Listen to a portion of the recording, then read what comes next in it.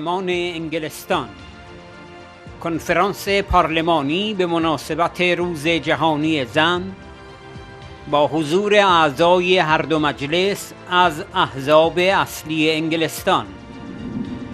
بارونس ایتون: زنان شجاع ایران تلاش می کنند حکومت آخوندها را سرنگون کنند. بیایید همه حامیان حقوق بشر و دولت‌های دموکراتیک را فرا بخوانیم تا از این زنان شجاع و اعتراضات مشروع آنها و رهبرشان مریم رجوی حمایت کنند.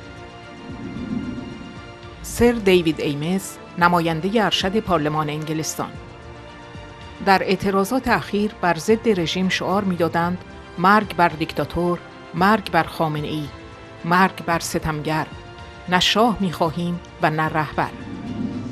رئیس جمهور منتخب شورای ملی مقاومت خانم مریم رجوی اوضاع را در این جمله خلاصه کرد: عدم موفقیت رژیم برای ارعاب مردم و کشاندن آنها به رأی دادن، ادای احترام مردم ایران به 1500 شهید قیام است.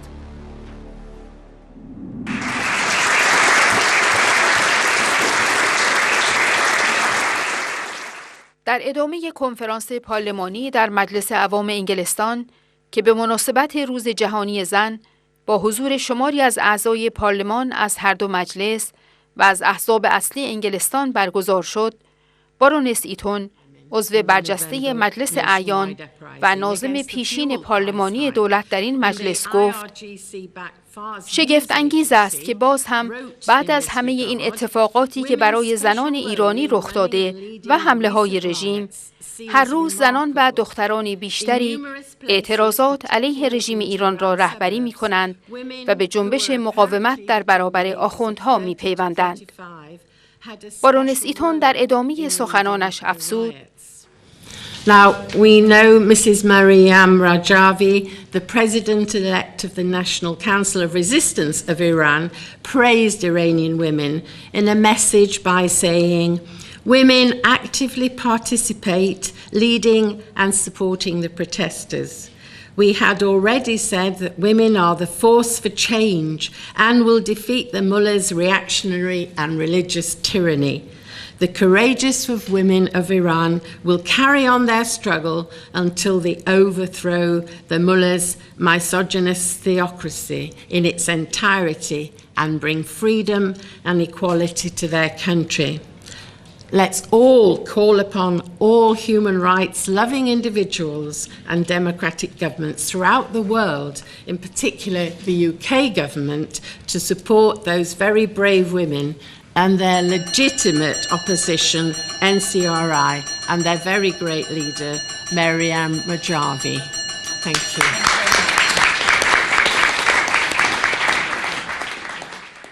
سر دیوید ایمس، نماینده ارشد مجلس عوام و رئیس مشترک کمیته بریتانیایی ایران آزاد گفت: This is a regime that has misogyny at the core of its political system and uses the crackdown on women as a springboard for the wider domestic repression, as we've already heard. زن ستیزی هسته اصلی سیستم سیاسی رژیم حاکم بر ایران است. این رژیم از سرکوب زنان به عنوان تکیه‌گاهی برای سرکوب گسترده‌تر مردم داخل کشور استفاده می‌کند. جامعه جهانی باید نقش تعیین کننده زنان ایرانی در اعتراضات و این واقعیت که آنها محرک تحول در ایران هستند را ببیند. دیوید ایمس افزود: Indeed, what we saw is the Iranian people acting on the popular slogans heard during the recent nationwide anti-regime protests: down with the dictator, down with Khomeini, down with the oppressor.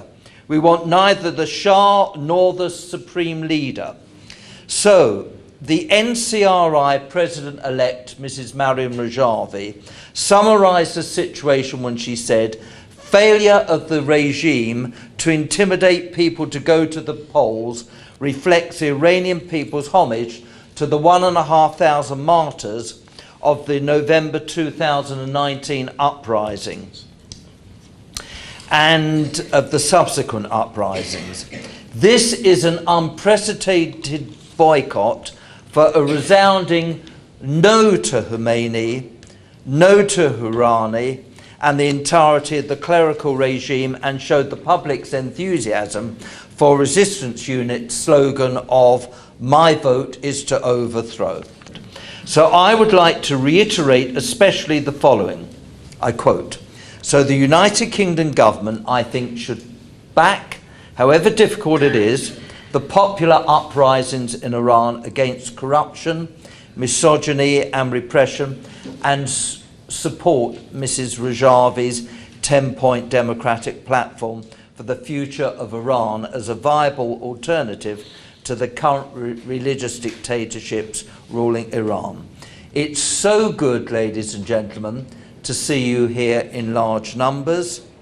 And I quote the words of the founder of the British Committee for Iran Freedom, the late Lord Robin Corbett: "Iran will be free." And I would like to pay special tribute to the National Council. ماری گلیندون، نماینده ارشد مجلس عوام انگلستان، طی سخنانی گفت: من می‌خواهم به طور ویژه‌ای از شورای ملی مقاومت ایران در انگلستان و همچنین از انجمن زنان ایرانی تقدیر کنم، زیرا آنها از طرف شما زنان ایران سخنرانی می‌کنند.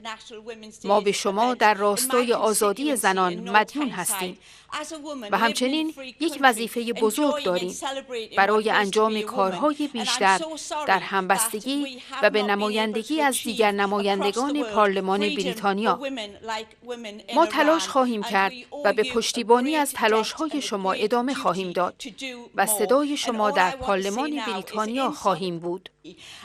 On behalf of other parliamentarians, that we will endeavour and continue to support the work of the organisations who represent you here in the UK, and we wish you all the best going forward, and we will continue to show you solidarity and to make a voice for you here in the UK Parliament. Well done.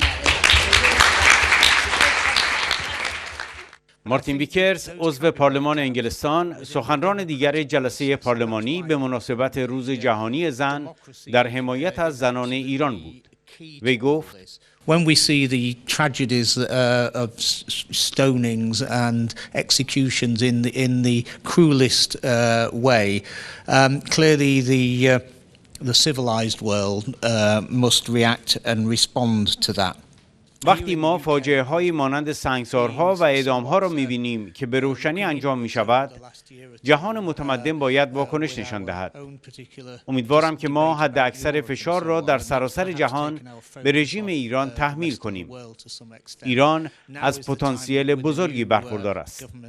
اکنون زمان آن است که با تمرکز روی آزادی و دموکراسی اجازه بدهیم که پتانسیل های ایران و ایرانیان آزاد شود و امیدوارم در آینده نزدیک شاهد آن باشیم. To the freedoms and democracy that we hope to see in Iran in the near future.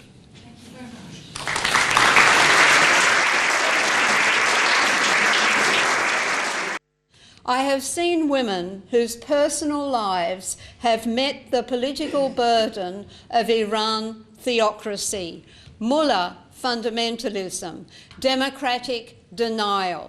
جاسلین اسکات، قاضی و حقوقدان، در بخشی دیگر از کنفرانس پارلمانی در مجلس عوام انگلستان به مناسبت روز جهانی زن گفت: من زنانی را دیدم که زندگی شخصی آنها با مبارزه سیاسی علیه رژیم مذهبی ایران، یعنی بنیادگرایی آخوندی، عجین شده است و با این حال آن زنان با نیرو و شجاعت به جلو حرکت کرده و تسلیم نمی شوند. قدرت و شجاعتی که حاکمیت آخوندها را به چالش می‌کشند. این زنان ایرانی تغییر را که خواست زنان و مردم ایران است محقق می‌کنند. آگاهی از این مبارزه آخوندها را آشفته می‌کند. پایان دادن به رژیم وحشت، شکنجه، زندان و قتل، آزادی مردم ایران را به ارمغان می‌آورد. ما در کنار شما هستیم. We demand that our governments acknowledge the freedom the freedom for the women of Iran to bring freedom and democratic government, democracy to Iran. Thank you.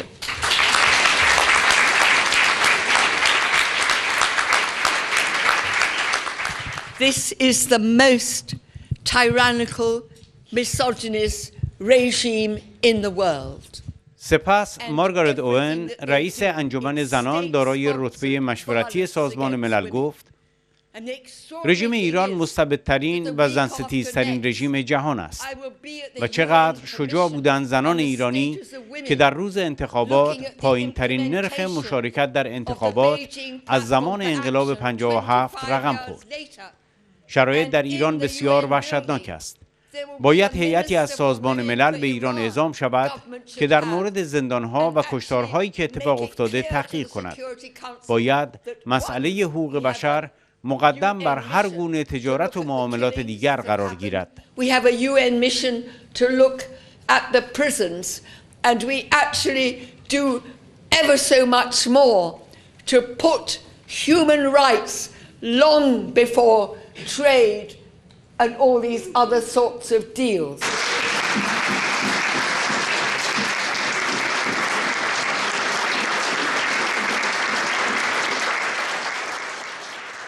This is a terrorist regime. This is a pariah regime. استرون استیونسون سخنران بعدی این جلسه بود. وی گفت رژیم ایران یک رژیم تروریستی است.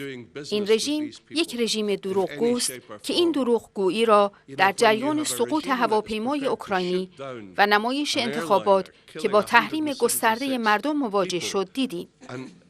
اما ما می‌خواهیم پیام را با صدای بلند و واضح بیان کنیم که با افرادی که به دنبال آزادی هستند و به دنبال تغییر رژیم هستند و می‌خواهند دموکراسی، عدالت، حقوق زنان و حقوق بشر را احیا کنند، شانه به شانه ایستاده‌ایم. و این به بهترین وجه تحت رهبری الهام بخش مریم رجوی تأمین می‌شود. بسیار از شما متشکرم. We are shoulder to shoulder with the people who are looking for freedom, who are looking for a regime change, who want to restore democracy, justice, women's rights, human rights, and that is best secured under the inspirational leadership of Maryam Rajavi. Thank you very much. Our hope must lie with regime change, and soon, because a new government is necessary. led by the inspirational leader Maryam Rajavi. والری کوربت همسر لورد کوربت فقید که از حامیان برجسته مقاومت ایران در مجلس اعیان انگلستان بود در سخنانش گفت من به تغییر رژیم ایران به رهبری خانم مریم رجوی بسیار امیدوارم. برنامه 10 ماده‌ای خانم رجوی شامل برابری کامل زن و مرد و حذف همه اشکال تبعیض علیه زنان است که رژیم ایران آن را امضا نکرده است. Her 10-point plan includes complete gender equality in political and social rights and the Convention on the Elimination of all forms of discrimination against women, which the regime in Iran has not signed. ما شاهد حضور فعال زنان در تظاهرات ضد حکومتی در ایران بوده ایم و این اعتراضات هنوز ادامه دارد. من به تمام زنان ایران یک پیام دارم. برای شما در ادامه مبارزه تان پایداری آرزو می کنم و به قول رابین کوربت در سایه یک جنبش صحیح ایران آزاد خواهد شد. And you have the freedom to be what you want to be must spur you on, inshallah. And I end with the words Robin always said with the hand movement, Iran will be free. Iran will be free. We also had very close members of my family killed by the Iranian regime, 2 of my aunts, so my dad's sisters, one of them you saw in the film Zahra Rajabi, who was a champion for refugee rights and she was a member of the Iranian resistance. در کنفرانس پارلمانی در مجلس عوام انگلستان، لیلا جزایری و نغمه رجبی به نمایندگی از سوی انجمن‌های ایرانیان مقیم انگلستان طی سخنانی به شرح گوشه‌هایی از جنایات رژیم علیه زنان ایران پرداختند و نمونه‌هایی از شجاعت زنان در جریان قیام آبان و همچنین پایداری و ایستادگی زنان مجاهد در برابر رژیم زنستیز آخوندی را برای حاضران در گرد همایی تشریح کردند. We have 40 years of struggles. There is a record of resistance of Iranian women by these women in the main opposition, PMOI, MEK. The resistance of these people is in the record of history, is in the memory of Iranian society and Iranian people, and now is gone generation by generation to the young girls in resistance units. So yes, Iran will be free by the organized resistance of the Iranian people, led by Maryam Rajavi, and through the Iranian resistance units in Iran. Thank you.